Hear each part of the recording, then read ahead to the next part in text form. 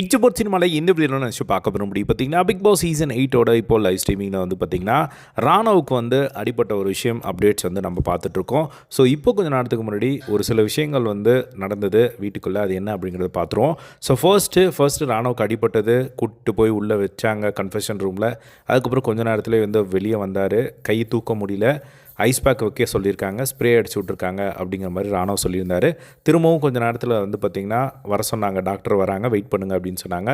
அதுக்கப்புறமா திரும்பவும் உள்ளே போனார். ஸோ உள்ளே போகும்போது வந்து பார்த்திங்கன்னா அந்த சீன்ஸ் எல்லாமே வந்து காட்டினாங்க. அவங்க ராணவ் வந்து உட்காந்துட்ருக்காரு, 2 பேர் வந்து பிளாக் ஷர்ட்டை போட்டுட்டு உட்காந்து ஏதோ ரொம்ப சீரியஸாக வந்து சொல்லிக்கிட்டு இருக்காங்க. அப்போது அதை வந்து கேட்டு ராணவ் வந்து ஒரு பதட்டமாக இருக்கிறத வந்து பார்க்க முடிஞ்சுது. அதுக்கப்புறமா வந்து பார்த்திங்கன்னா கொஞ்ச நேரத்தில் பிக் பாஸ் வந்து ஒரு அனௌன்ஸ்மெண்ட் கொடுக்குறாங்க. இந்த மாதிரி ராணவ் வந்து ஹாஸ்பிட்டல் கூட்டு போயிருக்கோம் அப்படிங்கிற மாதிரி வந்து சொல்கிறாங்க. அப்போது எல்லாருமே வந்து ஷாக் ஆகுறாங்க. ஸோ இந்த விஷயங்கள் எல்லாமே வந்து இப்போது வீட்டுக்குள்ளே பயங்கர பரபரப்பாக வந்து நடந்துகிட்ருக்கு.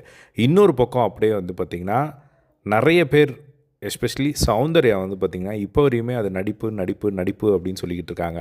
இப்போது வந்து ஜாக்லின்கிட்ட பேசும்போது அவங்க என்ன சொல்கிறாங்க அப்படின்னா, இந்த மாதிரி காலையில் டாஸ்க் ஆரம்பிக்கிறதுக்கு முன்னாடியே ராணவ் வந்து சொன்னானா, இப்போ இன்றைக்கி ஏதாவது நடக்கிற டாஸ்கில் நான் எப்படியாவது தெரிஞ்சிடணும் அப்படிங்கிற மாதிரி வந்து சொல்லிகிட்டே இருந்தானா. ஸோ அதனால தான் இப்போது எனக்கு தெரிஞ்சு அவன் அப்படி பண்ணியிருப்பானோ அப்படிங்கிற மாதிரி தான் எனக்கு தோணுது அப்படின்னு சொன்னோடனே ஜாக்லின் அந்த இடத்துல புரிஞ்சுக்கிறாங்க.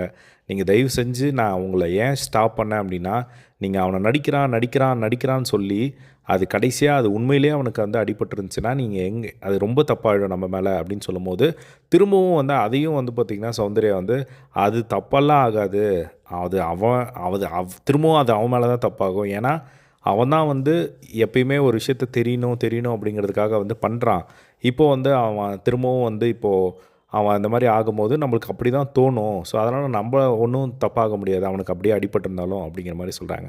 இந்த இடத்துல என்ன விஷயம் அப்படின்னா, ஒருத்தர் வந்து அடிபட்டு போயிருக்காங்க. ஸோ அந்த மாதிரியான ஒரு தருணத்தில் இந்த மாதிரியான ஒரு டாக்ஸ் எல்லாம் அவாய்ட் பண்ணலாம் அப்படிங்கிற மாதிரி தான். அவர் வரட்டும், ஃபர்ஸ்ட் வந்து அவருக்கு என்ன ஆச்சு அப்படிங்கிறத ஃபுல் டீட்டெயில்ஸ் தெரிஞ்சு அதுக்கப்புறமா வந்து பார்த்திங்கன்னா அவர் இந்த கேமில் அவர் நடித்தாரா இல்லையா அப்படிங்கிறதெல்லாம் அதுக்கப்புறம் தான் வந்து தெரிய வரும். ஒருத்தருக்கு வந்து சும்மா ஒரு கட்டு போட மாட்டாங்க, ஹாஸ்பிட்டல் கூட்டு போகிறதெல்லாம் வந்து இந்த பிக் பாஸ் வீட்டில் சாதாரணமாக நடக்காது. ஏன்னா நம்ம ரம்யா பாண்டியன் வந்து பார்த்துருக்கோம், ஹாஸ்பிட்டல் கூட்டு போயிருப்பாங்கன்னு நினைக்கிறேன். அவங்களுக்கு காலில் சம்திங் ஏதோ அடிபட்டுச்சு. ஸோ இந்த மாதிரியான விஷயங்கள் இருக்கும்போது திரும்ப அவங்க வந்து ஒரு வாட்டி 2 வாட்டி இல்லை, நிறைய வாட்டி திரும்ப வந்து சொல்லிகிட்டே இருக்காங்க. ஸோ என்ன சொல்கிறதுன்னு தெரியல. அவங்க வந்ததுக்கப்புறமும் வந்து சொன்னதை வந்து ப்ரோமோலலாம் வந்து பார்க்க முடிஞ்சுது. ஸோ இது எங்கே போய் முடிய போகுதுன்னு தெரியல.